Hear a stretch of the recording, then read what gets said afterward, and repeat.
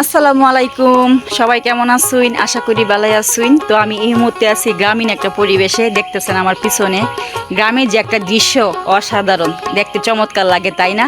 অনেকে কিন্তু গ্রাম মিস করেন, যারা বাইরে থাকেন, প্রবাসে থাকেন, তারা কিন্তু আসলে গ্রামগুলো দেখতে পারেন না। অতএব আমি চেষ্টা করতেছি যে যারা গ্রাম দেখতে পারেন না, তারা হয়তো একটু দেখলে ভালো লাগবে, বাংলাদেশটা দেখলে ভালো লাগবে। তো এটা আমাদের এলাকা।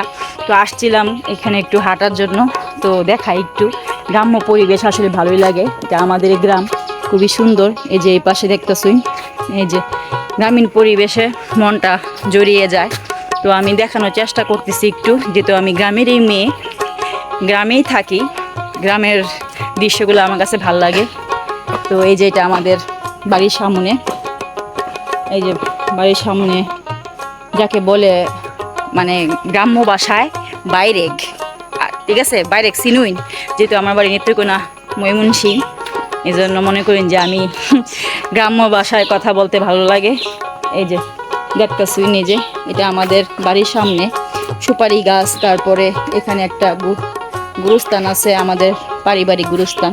এই যে বাংলাঘর যাকে বলে বাংলাঘর, আমাদের এগুলো তো আমাদের চাচাদের ঘর, ঠিক আছে, বাংলাঘর। এই যে আমাদের বাড়ি।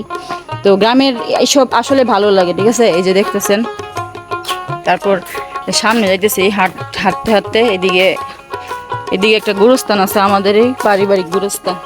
এই যে এখানে অনেক ফুল আছে, ফুলের গাছ। তো আমি হাইটে হাইটে সামনে যাইতেছি, আমাদের এটা বাড়ি,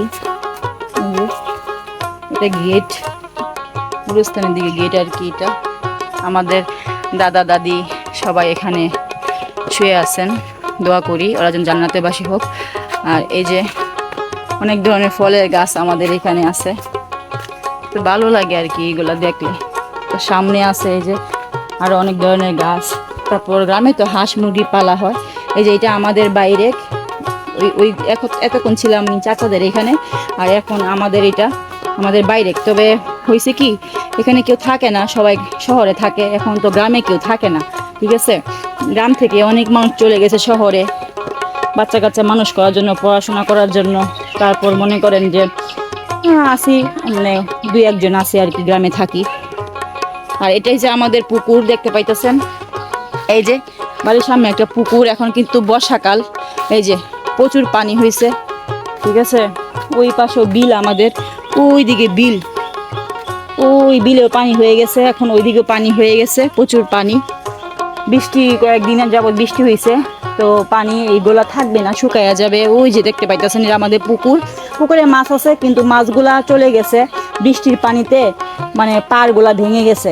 তো এখন মাছ অর্ধেক চলে গেছে।